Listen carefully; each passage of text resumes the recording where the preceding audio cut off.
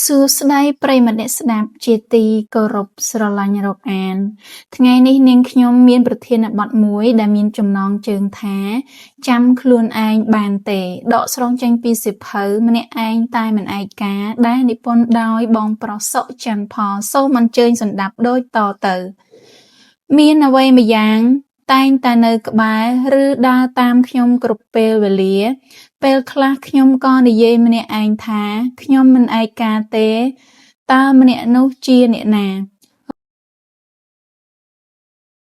រាល់ពេលដែលជីវិតនេះគ្មានសេសសល់អ្វីសេចក្តីស្ងប់ម្យ៉ាងក៏កើតឡើងក៏ជាពេលដែលខ្ញុំបានជួបនឹងគេ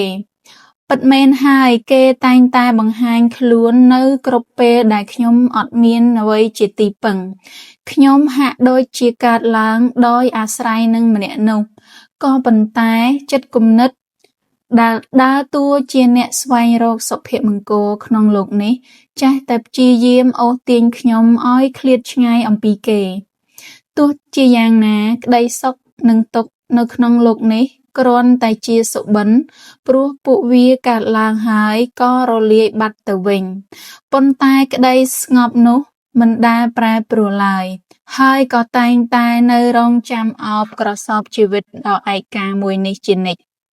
នៅពេលដែលគិតដល់មនុស្សម្នាក់ដែលយើងចង់បានជាងគេនៅក្នុងជីវិតនេះ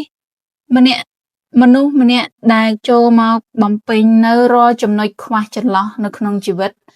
ជាមនុស្សដែលអាចធ្វើជាមិត្តឬជាស្នេហាពិតដែលយើងចង់បានតាំងពីយូរមកហើយនាពេលមួយនោះខ្ញុំស្រាប់តែសួរចិត្តខ្លួនឯងហើយស្វែងរកនៅអ្វីដែល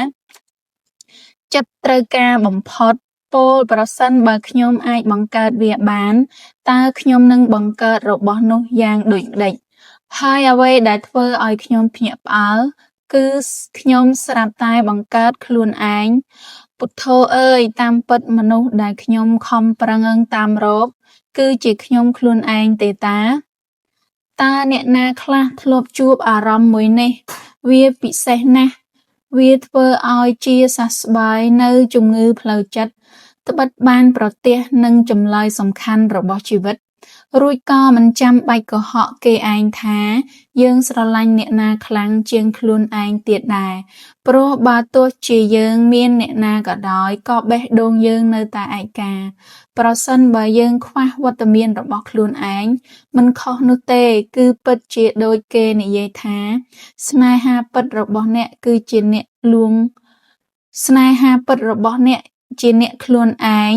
ពោលគ្រប់ពេលវេលាគ្រប់ទីកន្លែងនៅពេលដែលអ្នកមានខ្លួនឯងអ្នកនឹងទទួលបាននៅភាពស្កប់ស្កល់សោតឯបញ្ហាតបប្រមល់ទាំងអម្បាលម៉ានក៏ត្រូវបានដោះស្រាយផងដែរ